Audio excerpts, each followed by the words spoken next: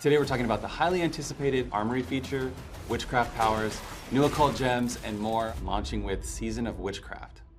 I got my PIC, Marcus Kretz, with me here today. Hey everybody. Now there won't be any major story spoilers in this video, but basically, dozens of heads are missing from the Tree of Whispers, and it's your job to find out just what's going on. The Witches of Hawazar appreciate the help, and in turn teach you Witchcraft.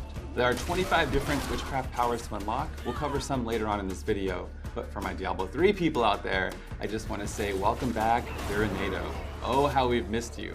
To unlock and upgrade these Witchcraft powers, players will need to earn the seasonal currency called Restless Rot. You can find Restless Rot by doing headhunts on your map. They are zones highlighted in this darker, swampy color, kind of similar to Helltides. While you're in these areas, it's your job to hunt down head-rotten enemies.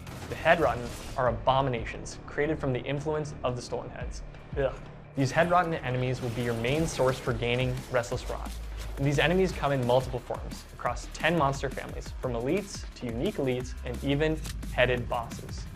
Remember, you're tracking down and hunting these rogue monstrosities, so make sure to investigate everything by clicking on corrupted roots, a pyre, or by even following some wildlife around. It just might lead you to some more head-rotten.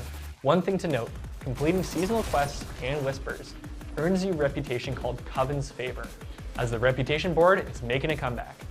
Here you can earn more gold and loot, unlock more seasonal quests, and even get some bigger rewards, like uniques, ancestral items, and a resplendent spark. The reputation board is located in the Tree of Whispers area. It's also per character, so feel free to earn those rewards again and again on alts.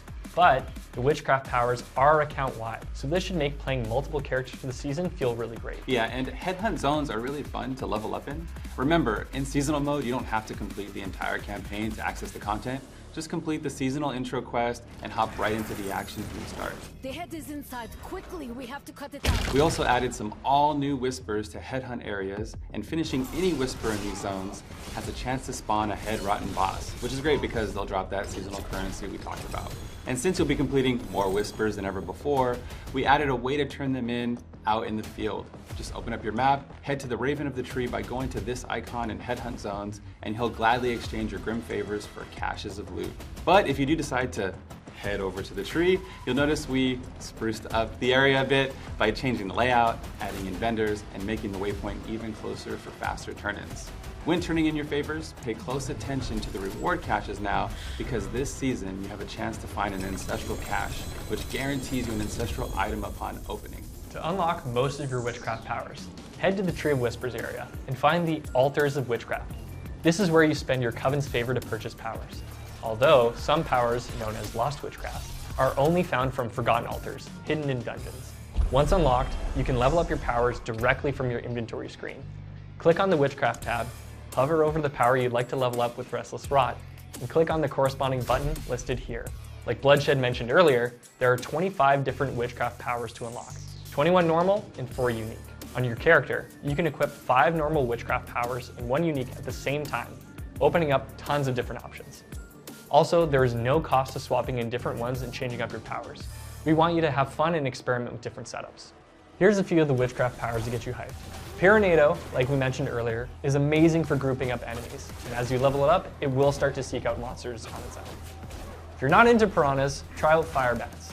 They attack your enemies with multi-hit fire damage, and as you level them up, they can even stun targets. Soul Harvest makes its devilish return to Sanctuary. Every time you use a cooldown, you gain 1% primary core stat per surrounding enemy. The bonus you receive lasts longer the more you level it up. Doom Orb circles your character and damages enemies it comes into contact with. But sometimes the little guy gets impatient and seeks out enemies on its own. Doom Orb also gets stronger when it hits a boss or kills a monster, until it eventually explodes, dealing fire damage.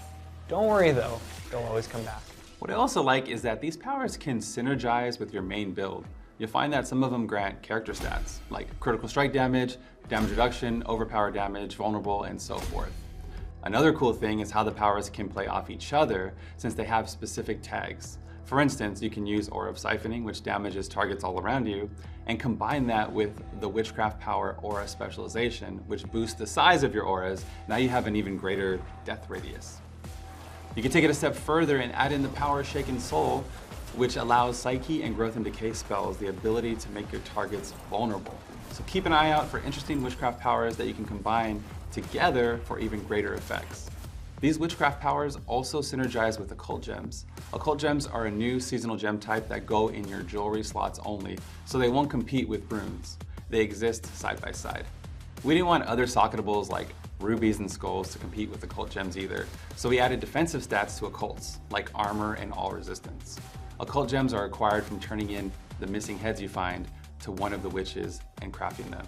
These gems will also help to further specialize and enhance the witchcraft powers you're already using.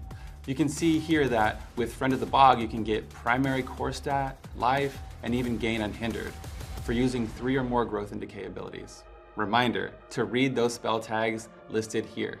There are some other great options like Moonlight Ward, which gives you damage reduction and max resistance to all elements for each spell rank of your equipped unique gem. There are lots of other bonuses to look out for, like movement speed, a chance to pull enemies in, a gem that boosts your character's ultimate damage, a gem that makes your damage over time effects tick even faster, one that helps you gain more barrier, and the list goes on.